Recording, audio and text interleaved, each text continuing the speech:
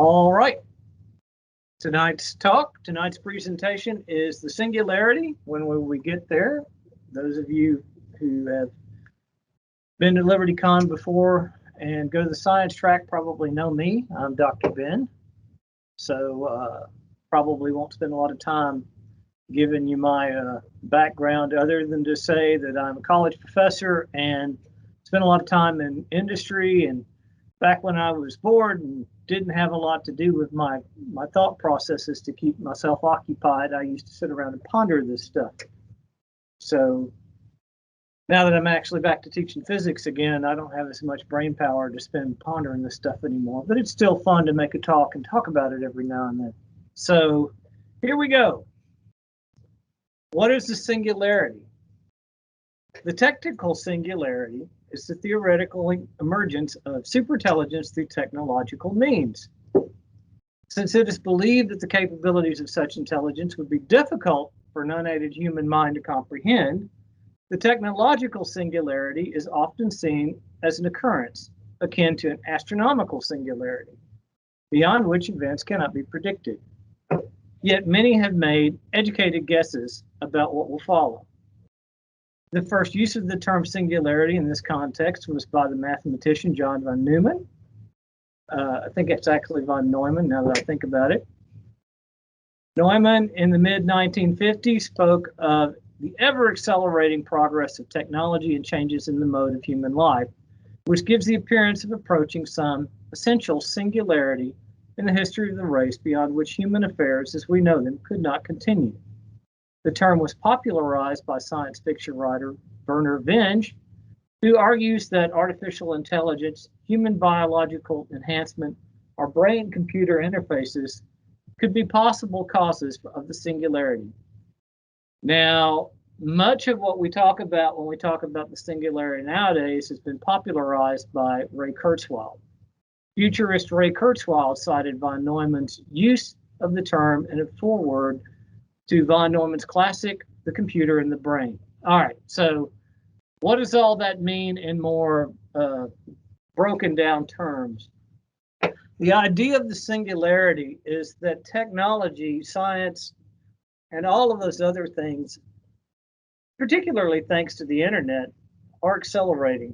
And so all these advances are going so quickly that eventually we're going to hit a point where we can't even predict what's going to happen from one day to the next. And so usually the idea behind the singularity is attributed to AI and robotics. So eventually there's going to be artificial intelligence that accelerates human advancement so quickly that humans just can't keep up anymore. It's an interesting idea, and there actually is going to be a day when it happens. So the question is really just when is that day? Now, this is an old talk. I originally did it when I first started doing cons 9 years ago or so, and it and the SETI talk, which is also on the schedule, were the first two talks that I just about ever did. And so it's funny because to prepare for this talk, I, of course, went back to the old slides, looked at some of the predictions, and even though I have been doing this particular talk for nearly a decade, there was very little I felt the need to change. There might be a few things that I point out as we go, but this is, aside from adding a couple of slides to make sure that I get to my requisite 45 minutes or so, there's not a lot added to this from the original 10-year-old talk because it's sort of abstract. It's sort of a prediction thing. And so until these predictions are met, you know, there's really not much to say, but nothing's gotten outdated or, you know, have to be revamped in spite of that. So that's kind of interesting in and of itself. I did pull up some YouTube videos when I was preparing this talk this time around. I did see some Ray Kurzweil videos in particular, and he's still calling for this singularity to happen right around 2029. So we're looking 8 years out at this point. But he's not backing away from his prediction. His original prediction was in that same time frame. And so, you know, it seems a bit far-fetched, but in the same token, we've all got a, Amazon Alexa, on our desktop, or we've all got Hey Google on our smartphones, or any of those other things. So what's the other one? Siri's the other one, if you've got an Apple phone. So voice recognition's getting better.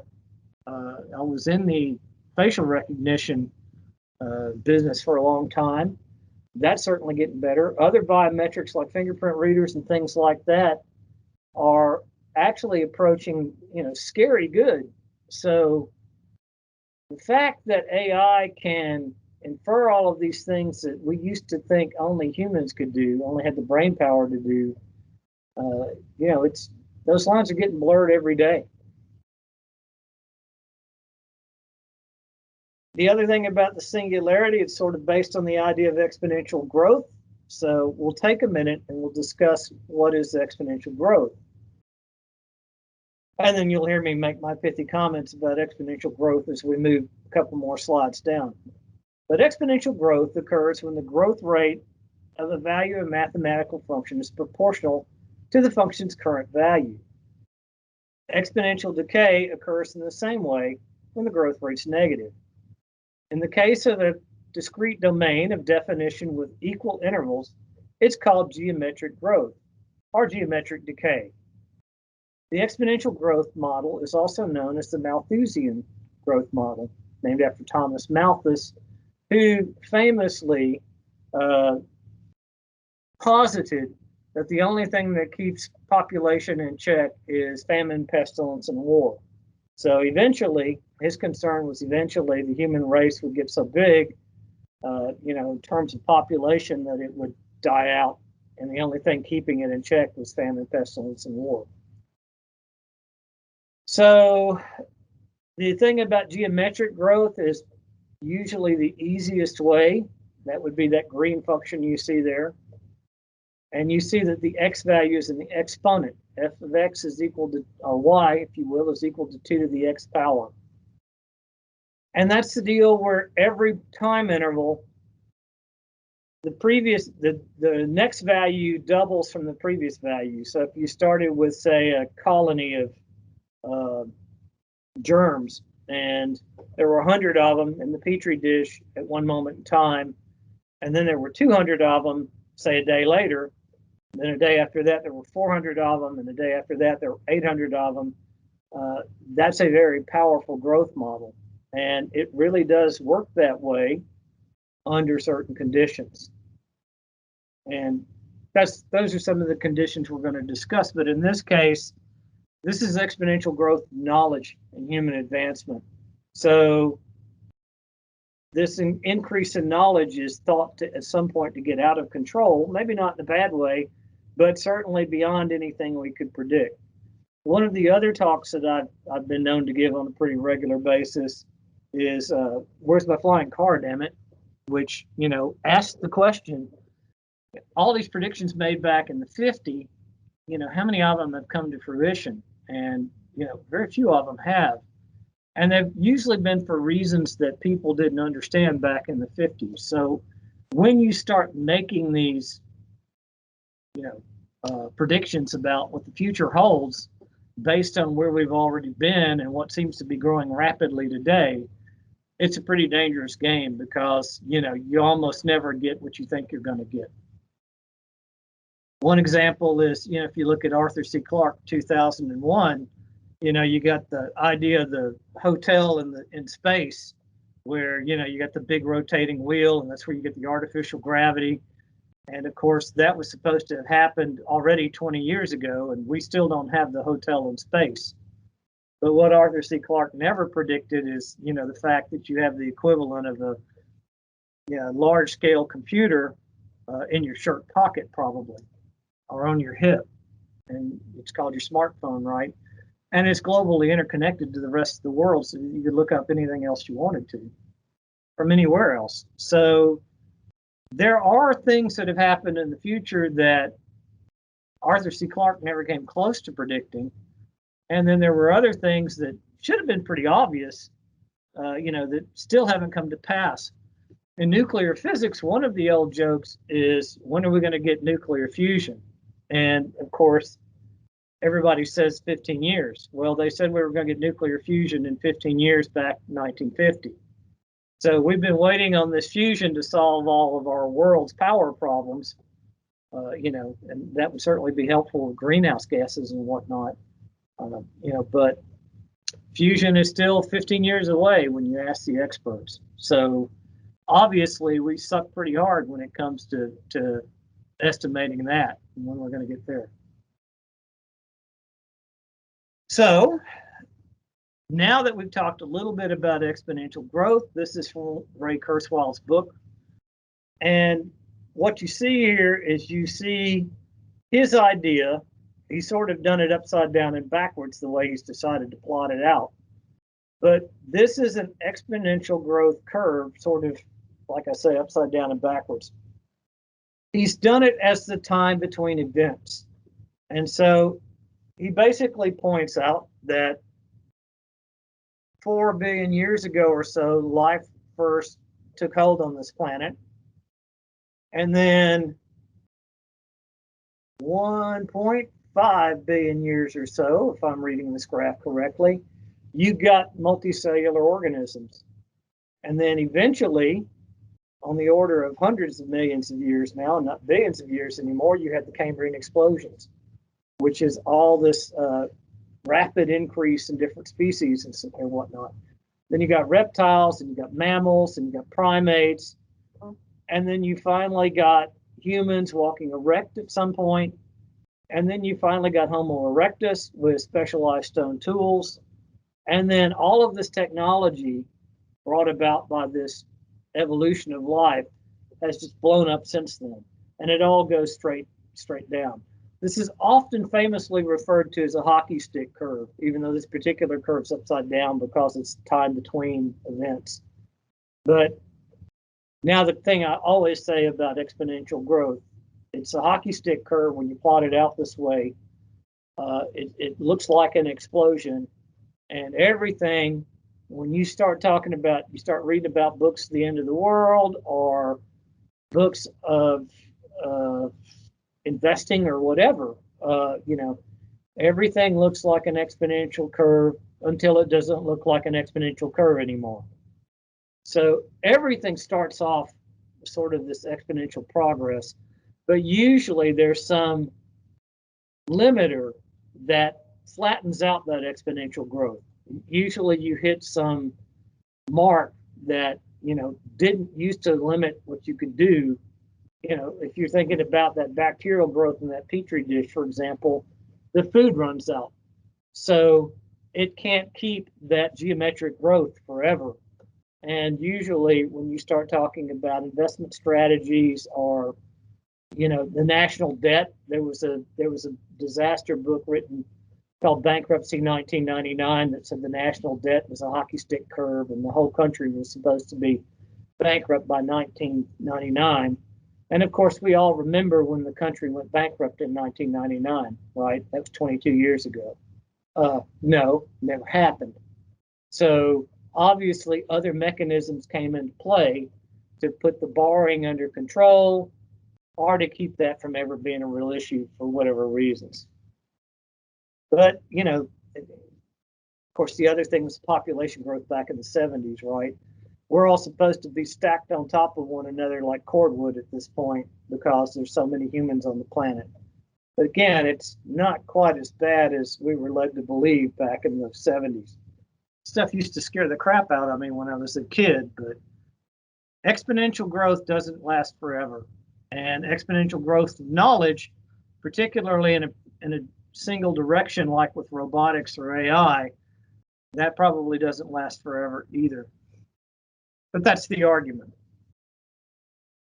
So this is paradigm shifts, and this is done on a logarithmic plot. This is sort of the same idea as you saw before, but it's done in a logarithmic plot. So now exponential growth looks like a straight line.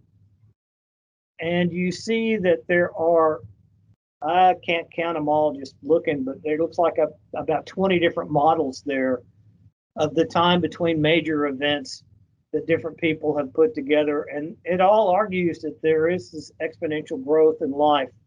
And then, of course, you got to ask, what does life mean? Life, technology, whatever. And of course, the implication here is that AI will eventually be defined as life as well. And so we're building, if you will, version 2 of humans, as we sit here and we make all this scientific progress. Again, cool idea. We'll have to breathe a few more years before we actually see if it comes to fruition.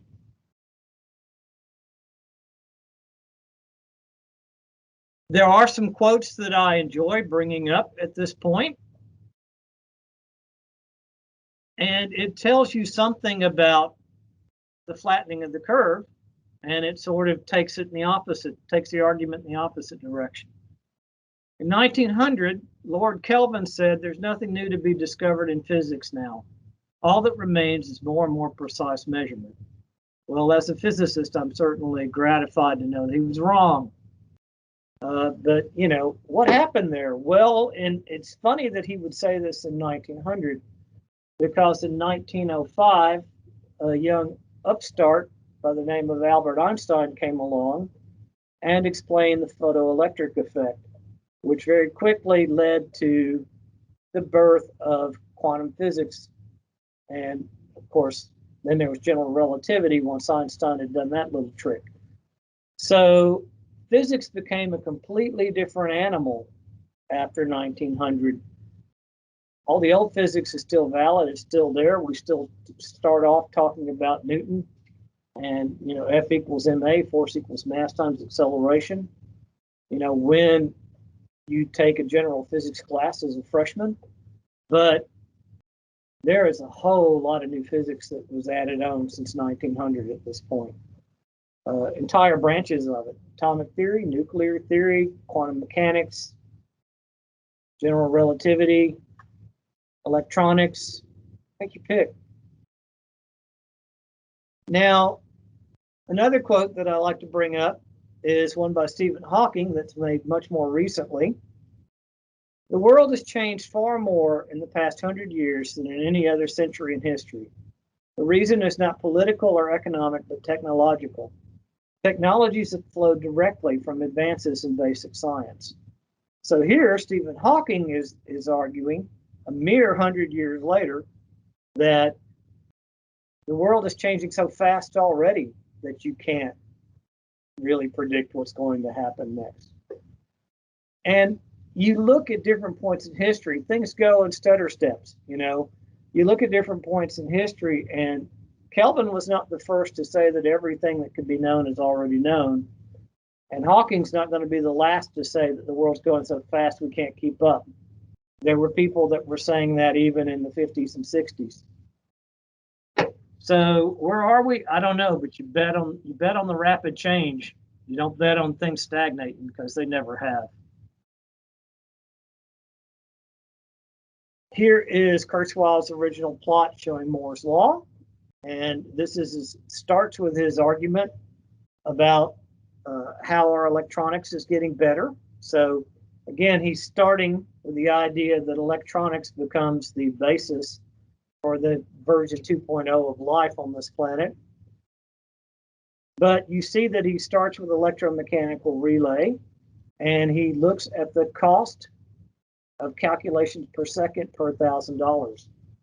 And of course, that is going to be a cost that's normalized, say $1950 or something. So inflation's taken out of this.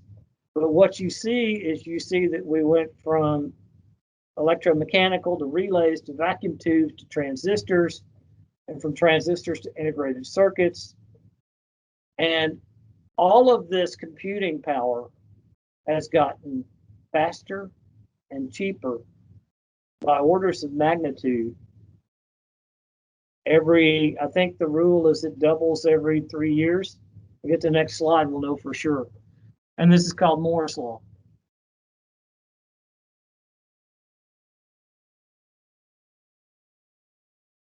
Another quote for you.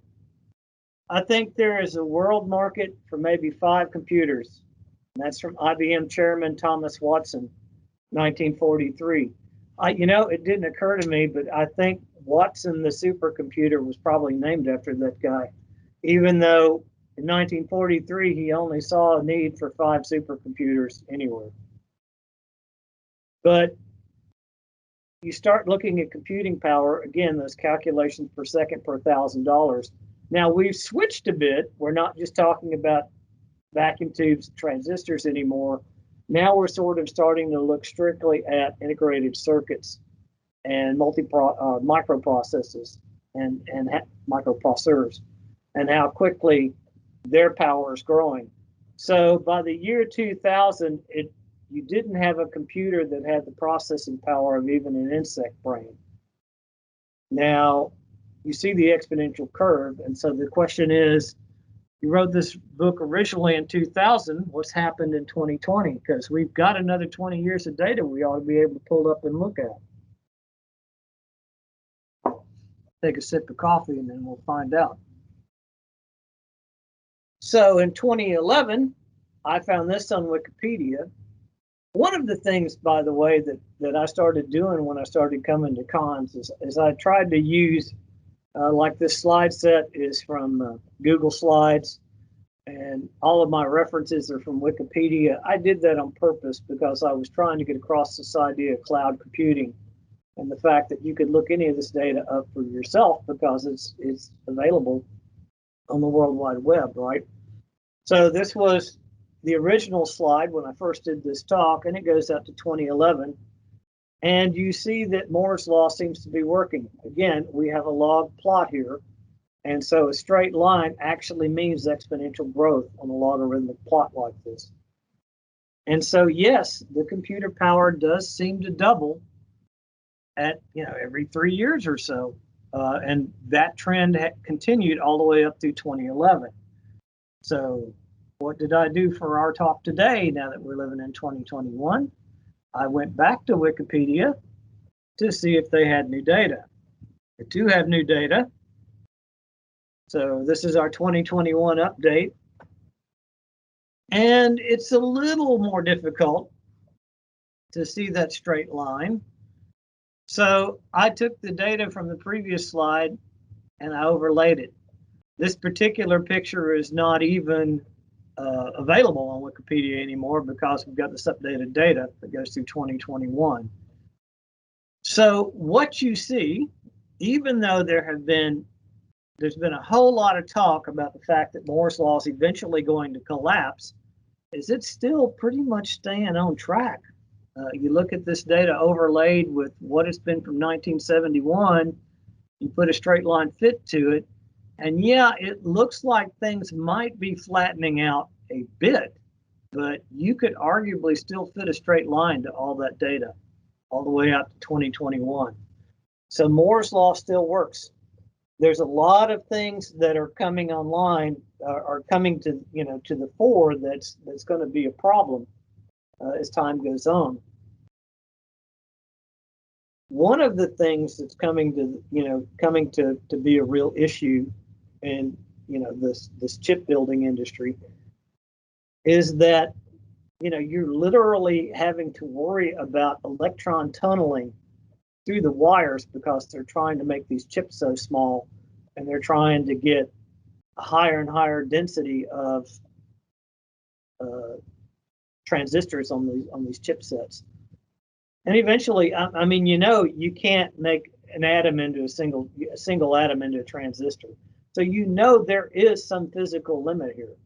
But in spite of that fact, they've layered the chips, they put multiple layers on it, they've come up with other techniques that still kind of keeps Moore's law going. It's like I say, you could argue that it's flattening out a bit, but we haven't hit a wall yet. Now, there is an alternative viewpoint that's worth mentioning, and that's the power density. This is power density plotted in watts per centimeter squared. And you see that it's great that all this computing power goes up and the computing power per dollar is still going up. But the power density is getting ridiculous. These individual transistors still consume roughly the same amount of power per unit. And so you're trying to cram more and more power onto these chips that are tightly and more tightly packed. And eventually you're going to have a real heat problem here. You're not going to be able to keep these things cool. You see that the trend is going to the upper right as far as faster clock frequencies, faster chip density or bigger chip densities, and it's going up. And the human brain's on the opposite end of the spectrum. It has a whole lot of computing power, but its power density, as far as physical energy consumption, is on the opposite end of that spectrum. So something's going to have to happen here where we can cool these chips, or it's just going to become ridiculous amounts of power to run them or to keep them cool. So the other thing that I think is cool here is this is an old picture of the IBM Sequoia server farm. It has 1.5 petabytes of memory, and it has 1.5 million cores in it. It can do human brain simulations at 1/500th of real time. So it can act like a human brain at 1/500th of normal speed. So it's a human brain but 500 times slower. You can scale that up. That's a scalable concept that they built there.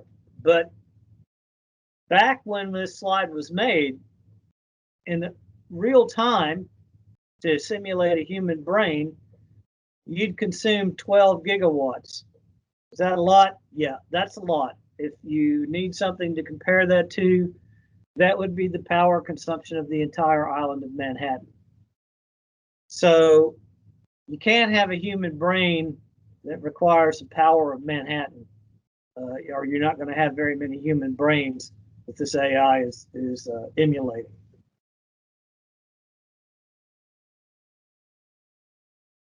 So how do we break out? How do we get this power density back down? How do we get other ways of computing things that don't rely necessarily on digital computing and higher transistor densities? So a really cool concept that's come out and become prominent in the last, say, 5 years or so is quantum computing. Taking an online course in it right now, as a matter of fact. A quantum computer, also known as a quantum supercomputer, is a computational device that makes direct use of quantum mechanical phenomena such as the superposition principle and entanglement to perform operations on data. Quantum computers are different from digital computers based on transistors. Whereas digital computers require data to be encoded into binary bits, quantum computation uses quantum properties to represent data and perform operations on these data. So you've got an atom.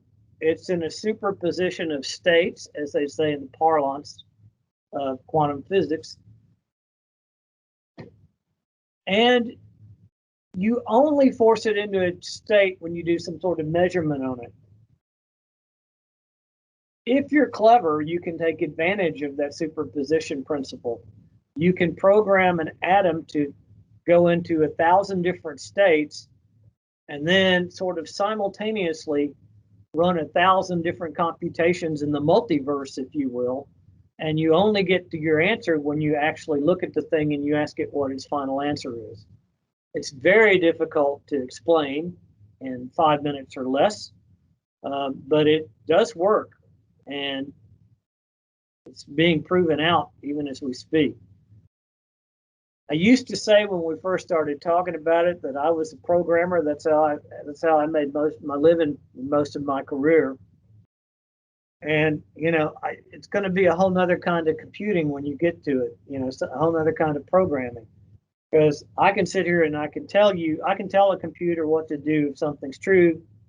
I can tell a computer what to do if something's false, but I have no idea how to program a computer and say, I don't know whether it's true or false, you figure it out. But that's where this is going. So in a way, it's sort of a way to teach computers to be intuitive, what we would call intuition, at the hardware level.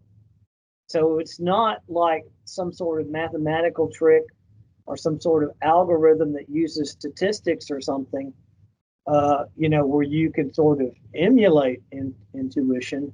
It's kind of built right into the hardware. Now, there are limitations on quantum computing. I do a whole talk on quantum computing too. So, I did try to turn that into a study at one point. It's about 1,000 times slower than regular computing if you're trying to do brute force math. Like if you're trying to multiply 1,036 by 2,095, it's actually going to be 1,000 times slower than a digital computer to calculate something like that. Where it shines is the stuff that's super, super complicated, like doing a query on a database that's got 10 million records in it. And you tell it the record's going to look kind of like this. It should meet this requirement, this requirement, this requirement. And then the quantum computer can find that particular record in amongst all the data in a fraction of the time that a digital computer could, because it would have to go through each record one at a time and make comparisons until it found the record that actually had the data you were looking for in it. So it doesn't leaf through the phone book a page at a time. It sort of scans through until it finds something that's kind of close, and then it homes in on it from there. So it's a whole nother way of thinking about how to even do digital electronics and computing. And it's on the way. It's coming. The other thing, of course, where people get really, really excited about quantum computing is encryption. So they tell you flat out that all the old encryption methods are going to be out the window when governments have quantum computers. They can basically break just about any encryption that's out there right now, because they don't go through every number like hacking an encryption code would have been done in the past. It's funny that we're talking about this right now, because most of us live in this area. The hackers came and took over the pipeline, the Colonial Pipeline, and apparently they paid the ransom to the Russians that they installed the ransomware. They paid the ransom, and the FBI stepped up, and we just found out just a couple of days ago, the FBI stepped up and stopped the payment of the ransom and broke their encryption keys so that Colonial Pipeline didn't have to actually give the Russians the $10 million or whatever it was they were holding them hostage. So it seems pretty likely that our friends at the FBI probably got a hold of a quantum computer somewhere and broke all those encryption codes they were locking up Colonial's data with, and put a stop to that. They also caught the hackers, as I understand it. So there's capability coming online that most normal people, us mere mortals, don't even understand right now. So back to exponential extrapolation. And this is back to the idea that I've already stated about hitting limitations. Can we run out of resources? Intellectual resources we don't seem to be running out of. So maybe the singularity thing's actually got legs. We only need another 8 years, I guess, to really find out if Ray Kurzweil is right.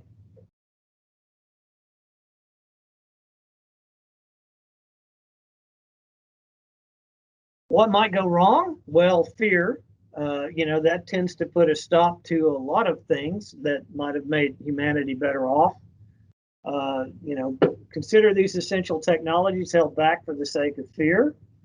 And this is what when I was brainstorming this talk originally, this is what I came up with. Stem cell research, genetic modification, manned space exploration. I've heard astronauts actually make the argument with a straight face that there won't be manned space exploration in the future because there's too much risk involved, and there's too much uh, liability if somebody gets killed. And so it just becomes easier to have a probe do it and radio the information back.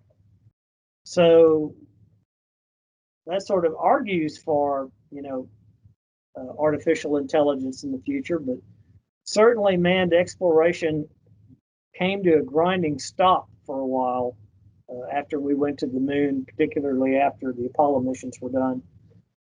You got Elon Musk coming along now and trying to sort of breathe life back into it again, but there are people that tried to stop that and very effectively did for, let's say, 20 years. And of course, there's nuclear power. Everybody's afraid of nuclear power, mostly because they don't understand it. It's hard to not do nuclear power and then say, well, we'll just do fusion power instead. I'm not sure how you're going to develop a nuclear power plant, or develop a fusion power plant when you're already afraid to run at the energies given to you by nuclear power. That's going to make somebody nervous when you start talking about that. When you start talking about confining plasmas at, 100 million degrees Kelvin, and if that magnetic confinement ever fails, you're going to basically release the energy of the sun. That's going to make some people nervous. And if you don't trust the government to, properly regulate nuclear power, I don't know why you think you trust the government to regulate fusion power. And of course, resources are devoted to defense and the war on terrorism. So we could get a lot further along if not all our money was spent on that. Sidebar on intelligence. Happiness in intelligent people is the rarest thing I know, says Ernest Hemingway. The fundamental cause of trouble in the world today is that the stupid are cocksure while the intelligent are full of doubt. And my Lord, do we see this in social media? People seem to be going against each other as far as progress and actually being able to work together. The more that they're able to interact. So I don't know what that effect is. I know it makes me very sad every time I see it, and I see it every day. Personally, I don't begin to think that we've made anywhere close to the full use of human knowledge that we have. Remember that intelligence is Kurzweil's main metric. Should it be?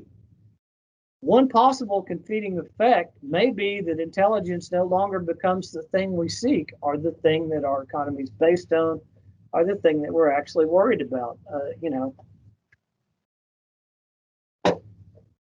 What you really want is to be happy. And being intelligent very rarely makes you happy if that becomes the thing you're shooting for. So, nod to idiocracy. Let's see, what's this say? If someone from the 1950s suddenly appeared today, what would be the most difficult thing to explain to them about life today? Answer, I possess a device in my pocket that's capable of accessing the entirety of information known to man. I use it to look at pictures of cats and get in arguments with strangers. It's sad, but it's true. The more power and technology we give the average man, the more he finds time to waste those resources and to waste his time doing it. So, again, that might be one of those limiters on that exponential growth. People don't want to work as hard as they used to. Can't blame them for that. That's what progress is. Nobody wants to run through the outback, 10 miles a day. Excuse me. 10 miles a day to gather 1,000 calories worth of food to try to stay alive. We all live better standards of living than that now. And there might come a day where we all just get lazy. And, that brings everything to a screeching halt.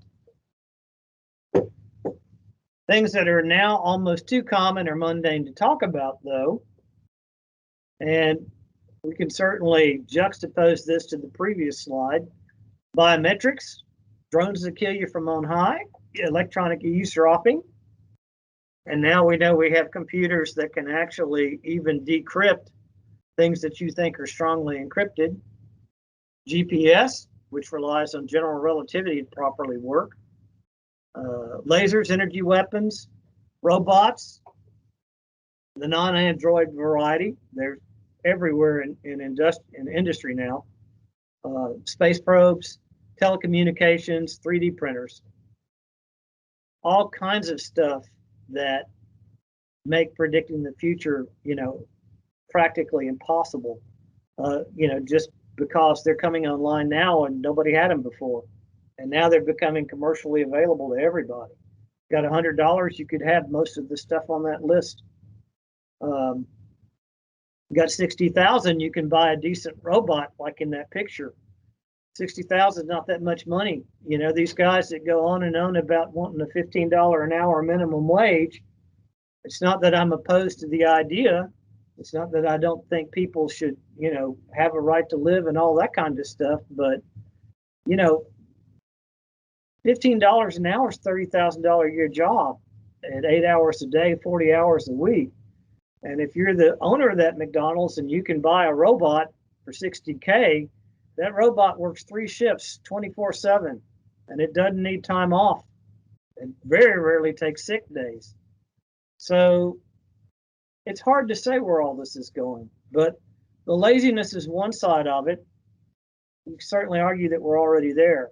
And part of what's happening is you always have to remember that, in the West, we're getting fat and lazy, fat, dumb, and happy. But there's still people in, the third world that are, China in particular, that is happy to push all of this advancement along.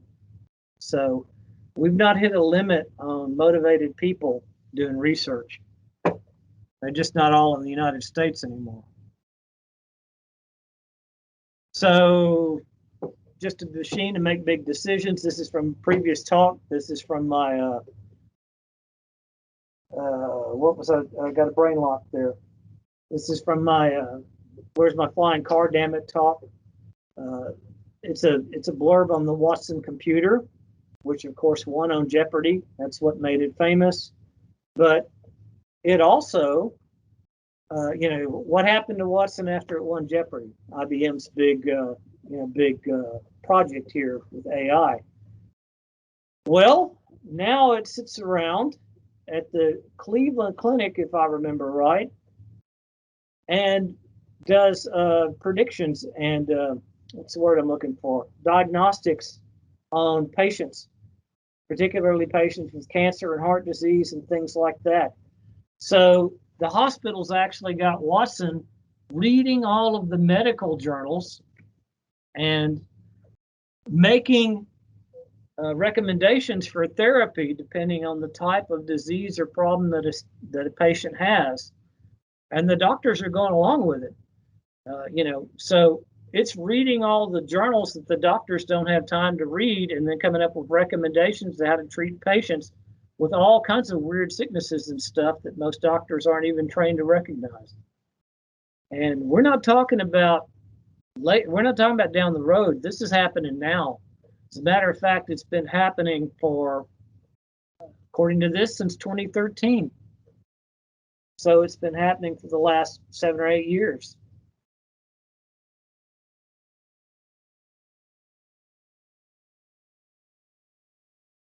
So why didn't it happen? Well, we don't have Robbie the robot or anything, but I'm calling this one a win. You still have voice recognition. You still have all of the things that Robbie the robot was supposed to have. They're just not all integrated into that ugly shell that you see in that old movie. You do have, unfortunately, thanks to Boston Dynamics, pretty much independent robots that can walk, they can carry supplies for soldiers, and they can be trained to kill people if you give them the opportunity. Put a rifle, in their hands, in their effective hands. The other robot there in that picture, I forget the name of it now. Baxter. It's an MIT product, and it's got a face and it's got arms. They're industrial control arms, fully actuated robot hands and whatnot. But it's got eyes so that it can sort of look where it's reaching. So if you're a third party and you're standing there on the line, you know that robot's about to reach to its left or something, you know not to put your hand down and get in trouble. It's got, be grabbed or something. It's got sensors that pretty much automatically stop it, so that it's not like the industrial robots today, where if you happen to get inside the cage, interlocks aren't working right, the thing could knock your head off. So this is already a pretty advanced deal, and again, it doesn't have to be programmed the way other robots used to have to be programmed. You don't have to write lines and lines of code. You set it on the assembly line, you move it around and show this is your work area. You grab its hand and you say, I want you to pick this thing up and move it over here. And then I want you to grab this other thing over here and connect it to it. And the thing actually learns by you leading it around by the hand. And again, the last time I heard a price point for this particular robot, it was less than $100,000. So this kind of technology is going to become ubiquitous very quickly. Game changers and advanced technologies, what might go wrong? I mentioned laziness, I mentioned famine, pestilence, and wars. Key resources are depleted. That's becoming a real problem. Some of these rare earth metals used in some of these fancy things may not be around moving forward. Wealth concentrated in the hands of a few, limiting research and opportunity. And widespread governmental corruption might put a stop to some of this stuff, because you can't develop anything new, or unless you grease a bunch of palms to do it. These could all be real problems, but they don't seem to be out of control yet. They don't seem to be limiting that exponential growth. Positive things that might change things. Scarce resources made abundant through technology. We might start mining asteroids. Sources of clean, unlimited power like fusion. Collaboration with or some influence from an extraterrestrial culture. So there's my shameless plug for my SETI talk. More free time being used creatively.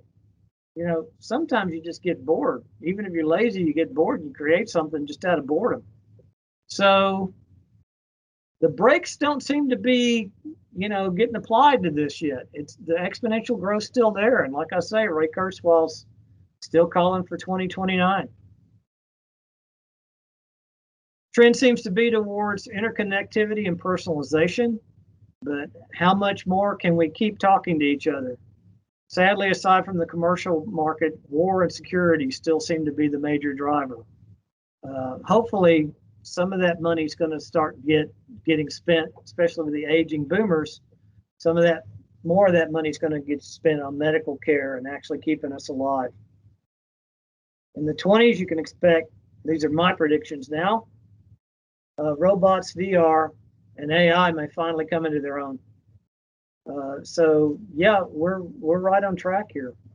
Like I say, this is a 10-year-old talk, and everything still fits. I didn't modify any of this as I put it together. The thing that seems to be stalling us a bit now is political polarization. That seems to be making it hard for people to cooperate with one another the way they used to.